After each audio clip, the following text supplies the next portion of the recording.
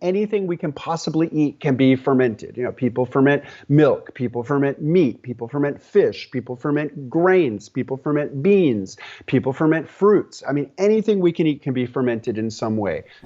Welcome to the Drew Pearlman Show. Think of this podcast as the antidote to the fear, the noise, and the talking heads in the news. The show features an entertaining blend of ancient wisdom, empowering ideas, and cutting-edge, healthy living science to optimize your health and your life.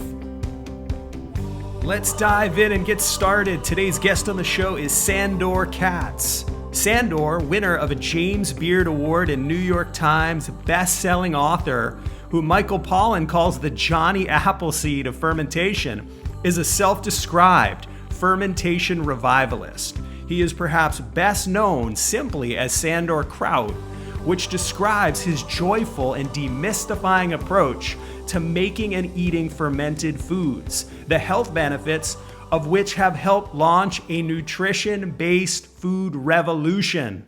Welcome to the show, Sandor. Thanks so much for having me, Drew. It's a pleasure to be talking with you. A little background for our listeners, Sandor. How did you come to discover the power of fermented foods? I mean, did you eat this way as a child? Well, sure. I mean, I would say, like almost every individual in almost every part of the world, I grew up eating and drinking products of fermentation. We had yogurt in our refrigerator. We always had pickles. I loved pickles. I think pickles were really, what drew me into fermentation. And, as a kid, I had no idea, how pickles were made. I had no idea that some pickles are fermented and some pickles have a hot vinegar solution poured over them. But I knew that the pickles that we kept in the fridge were the pickles that I loved. And those were, what are known outside of New York City as kosher dills. In New York, they're called sour pickles, but they're just basically, there's no vinegar involved, and it's cucumbers in a saltwater brine solution with garlic, dill, and other spices. And it's the fermentation that creates the acid that preserves the cucumbers. But I loved that flavor of lactic acid without knowing anything about how it was created. It wasn't until I was in my mid-20s and I spent a couple of years following a macrobiotic diet that I started learning about some of the potential health benefits of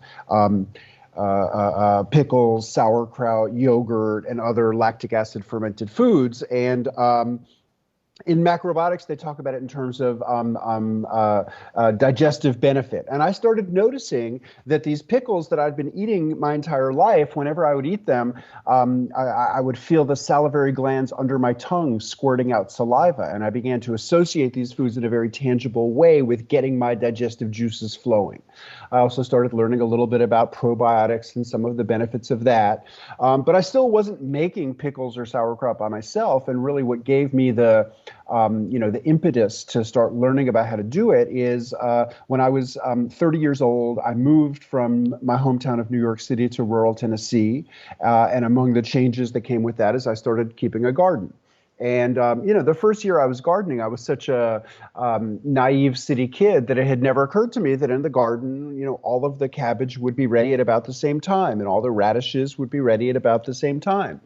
So, the first season of gardening, when I was faced with this reality of, agricultural cycles, we had a nice row of cabbages, and I decided, well, I better learn how to make sauerkraut. And I learned how to make sauerkraut from the joy of cooking. And it was ridiculously simple. I couldn't believe this process was that simple. You chop up vegetables, salt them, pound them or squeeze them, pack them into a vessel so that the solids are submerged under juice, and then you wait. And it was so delicious, so satisfying that I started experimenting with other garden vegetables. I learned how to make yogurt. I learned how to make country wine, and I just began to go down the rabbit hole of fermentation. But everybody eats products of fermentation every day. Bread is fermented, cheese is fermented, cured meats are fermented.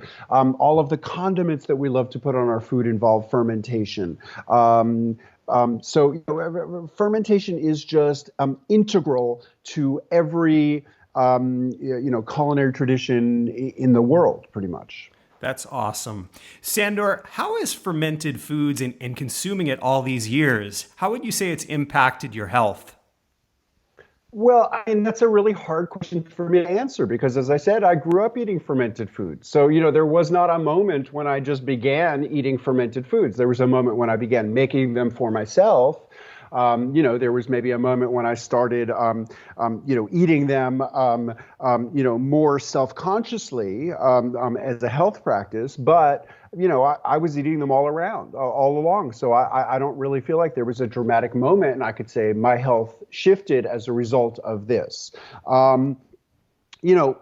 What I could say, because I do a lot of traveling, is that, I notice more when I'm in some situation where I don't have access to live fermented foods. And really what I notice is my, digestive processes slowing down. So, it's been very much like affirmed for me again and again, how much, the live fermented foods really assist my digestive processes. But, we also know that bacterially rich foods, probiotic foods, can enhance immunity in all kinds of ways.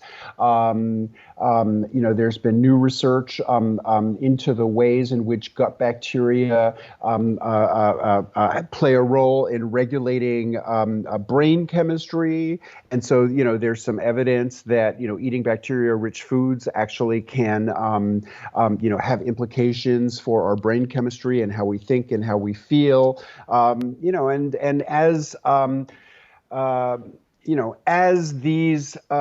the role of these bacteria in our physiology is investigated more and more, we're increasingly recognizing that every aspect of our health and well-being is related to these bacteria. So, I mean, I really hesitate to make specific claims. I mean, I definitely don't want to tell somebody like, well, I mean, fermented foods will prevent COVID, or, fermented foods will, keep you from getting sick, or fermented foods will help your digestive problem, or fermented foods will, make your cancer go away. On the other hand, a group of foods that can enhance immune function, can enhance digestive processes, can alter our brain chemistry, have a lot of potential to help anybody. I mean, who can't benefit from improved digestion, improved immune function, and potentially improved mental health? So without claiming that it will solve any particular problem, I think anybody can potentially benefit from these foods without any risk or danger. That's great. Obviously, Sandor, fermented foods rely on the work of microbes. The microbes do, most of the work. What would you tell to, there seems to be a lot of germaphobes out there who are afraid of microbes. Can you speak to why it might be a mistake to fear the microbial world? Well, yeah, sure. I mean, we live in a microbial context. There's a broad consensus in evolutionary biology that all life is descended from bacteria. And the corollary to this is that, no multicellular form of life functions without bacteria. They've been part of our evolution and they're part of our functionality. So, a typical healthy human adult is host to more than 1 trillion bacteria, as well as fungi, viruses. There is a whole universe that lives within us, and we could not possibly survive, and definitely we can't thrive without these organisms. They provide us with a lot of our functionality. The problem is that, in our modern lives, we have contact with all kinds of chemical compounds that diminish biodiversity in the gut. In our modern diets that have so much less fiber than our ancestors had, we're, providing the bacteria in our gut with, less food that they can use in order to thrive. So what this does is it results in diminished biodiversity. we all need more biodiversity, and biodiversity, without denying the fact that there exists a handful of microorganisms that, that can hurt us, the vast majority we can live with perfectly well, and they can even enhance us. And in general, biodiversity enhances our well-being and does not threaten it. Great. So anybody that's listening that wants to maybe dive a bit deeper into fermented foods, what's your feeling, Sandor, in the difference between store-bought fermented foods versus doing it at home? Well, I think that there are a lot of qualitative distinctions to be made among different, commercially fermented foods. I mean, all across North America right now, there are, sort of small, locally based, businesses producing fermented vegetables from local produce and selling them without pasteurization. And, so there actually are a lot of high quality ones available, and I recognize that not everybody, is interested in doing this themselves. One of the things that's great about doing it yourself is you are, sort of literally, incorporating your environment into your food. So the, unique bacteria of your kitchen, the unique bacteria of your garden, the unique bacteria of your hands end up being part of that broad community of organisms, in the food that you are fermenting. And so there's something really sort of, special about that, and that makes, every person's ferments unique. I would say the more critical distinction is between the products, let's say sauerkraut. You can find sauerkraut in cans and in plastic bags at supermarkets that have been heat processed. And so, I mean, that might be delicious. It was produced by the same fermentation as you would do in your kitchen, but then it was heat processed for shelf stability. I think that, in terms of the qualitative distinctions, you want to have live ones that have not been cooked or heat processed after the fermentation. And so, make it yourself or buy, small local and regional brands that are, promoting the fact that they have their live bacterial cultures intact. That's great, Sandor. Yeah, I just want to add one thing about fermenting yourself at home. And, what I've learned is that a lot of people, project all of the anxiety that they've ever been taught to have about bacteria onto the idea of fermenting vegetables. And, they'll shred up some cabbage and salt it and, add some seasoning to it and pack it into the jar. And then they'll have a panic attack and they'll wonder like, oh my God, how can I be sure that I have, good bacteria that will enhance my health and well-being rather than dangerous bacteria that might make me sick and might even kill somebody. It's very easy for people who've been hearing those kinds of messages about bacteria their entire lives to project anxiety onto the process. And one of the reasons why I like to recommend fermenting vegetables as a place to start a fermentation practice in the home is that it is 100% safe. There is no case history anywhere of illness or food poisoning from fermented vegetables. The process is entirely self-protecting. I mean, over the last couple of weeks, there's been an outbreak in the United States of salmonella related to red onions.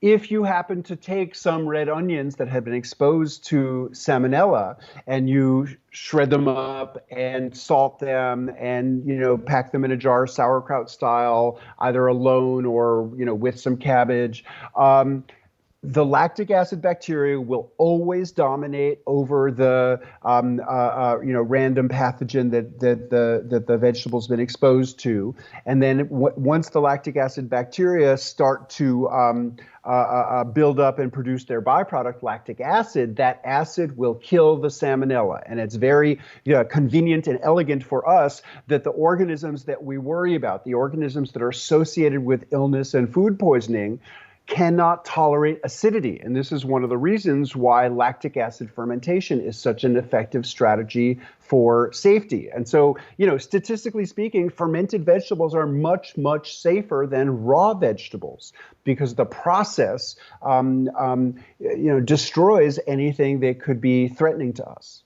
So I know you talked about initially how you got started with the experimentation. So I mean, this is definitely something, people that do want to get started in doing it themselves. I mean, there's a lot of experimentation that can go into it. There's lots of ways to do it. I mean, if you take any kind of a tradition that has, sort of spread to lots of different culinary traditions, there's different ways people interpret it. And, ultimately it just comes down to, family recipes. Well, my grandma adds this seasoning, your grandma adds that seasoning. So, I mean, you don't have to experiment. For people who like to just like have a process and repeat it, that's a viable way to do it. But, let's say you have a garden and through the course of the season, there are different things that you have in great abundance. I mean, for me and for many people, it's just it's a great pleasure. It's lots of fun to experiment and just try fermenting different kinds of vegetables. And you can ferment any vegetables, but that doesn't guarantee that every vegetable is going to be equally pleasing. But, how are you going to know which vegetables and which combinations of vegetables you're going to enjoy unless you play around with it and try it? So, I mean, anything, not only vegetables, anything we can possibly eat can be fermented. People ferment milk, people ferment meat, people ferment fish, people ferment grains, people ferment beans, people ferment fruits. Anything we can eat can be fermented in some way. Vegetables are a great and straightforward way to, begin exploring this exciting realm of human cultural experience. But, really whatever kinds of foods you enjoy, you can potentially play around with fermenting them. So, Sandor, can you talk about how the art of fermentation and just getting your hands dirty, so to speak, in doing all this fermented foods, how has it changed your relationship with nature? Absolutely. I would say it has given me immense respect for the power of invisible life forces. Because, you look at the head of cabbage, you look at the carrot, you look at, any food and you can't see the bacteria there. And yet every single time, you shred them, you salt them, you get them in a crock, it starts to get bubbly. It comes to life. The life force manifests in it and transforms it. So yeah, I feel like it's given me a huge amount of appreciation, specifically for the unseen. What's going on in the soil? What is the incredible complexity there that we're just beginning to, grasp? What's happening inside of our intestines? What are these trillion organisms doing? But I feel like it's really, sort of forced me to tune in a much a deeper way. That's great. Sandor, do you have any daily practices aside from making fermented foods, but any other daily practices that help to keep you sane and centered and maybe a bit more peaceful? Well, I try to get outside every day. I try to go on walks and sometimes runs. I try to get exercise. But no, I'm not too structured about it. It's more just just trying to remember to do those things that help keep my body healthy and help keep my mind sane. For the average modern human here in the West who isn't making and eating fermented foods, what do you think they're missing?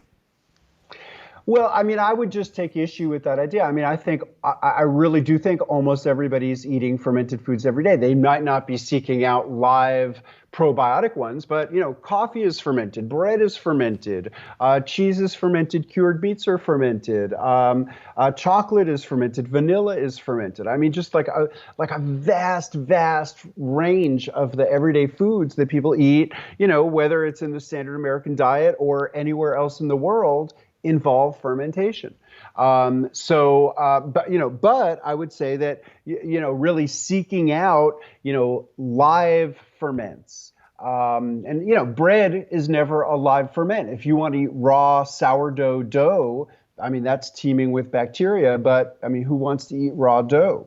So not every fermented food lends itself to raw consumption, but, I think that these raw foods, can be really powerful. And, for me, the most compelling thing is just like the thousands of people over the last, 17 years since I've been, teaching about fermentation and doing public speaking about fermentation and had books out there. But I have heard from like literally thousands of people who told me that when they began to incorporate these kinds of live fermented foods into their diet, their digestive problems that they had suffered from for years and years improved. So, just hearing that kind of like, anecdotal testimonials over and over and over again, really, confirms the power of these foods.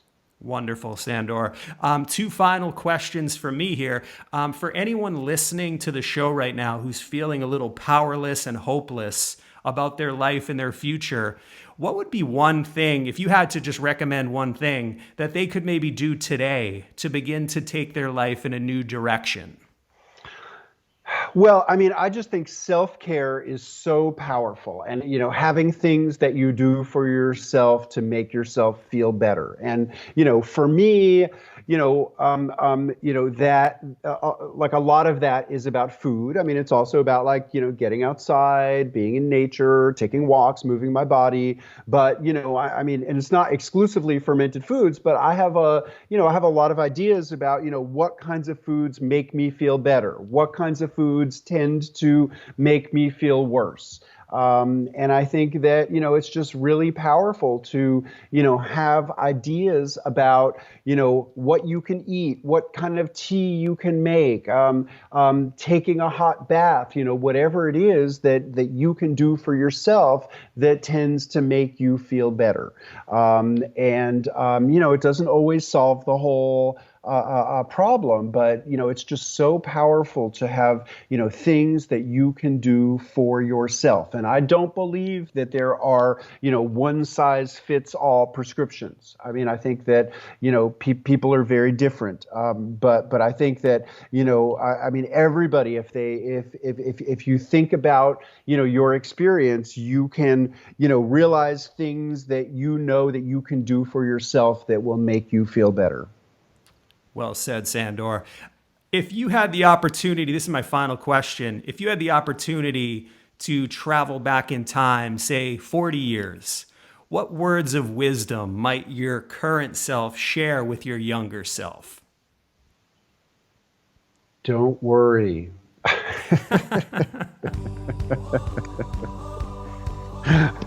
I mean, really. Yeah.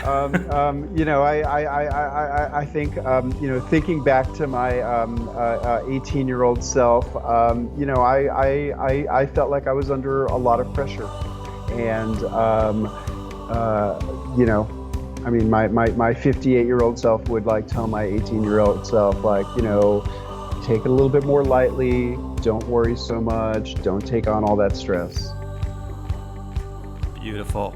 Sandor, thank you so much. That was a beautiful interview.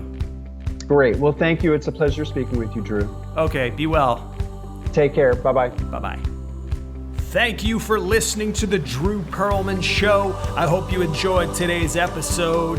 In the words of Mark Twain, 20 years from now, you will be more disappointed by the things you didn't do than the things you did do. So throw off the bow lines, sail away from the safe harbor, and catch the trade winds in your sails. Explore, dream, discover, and stay well, everyone.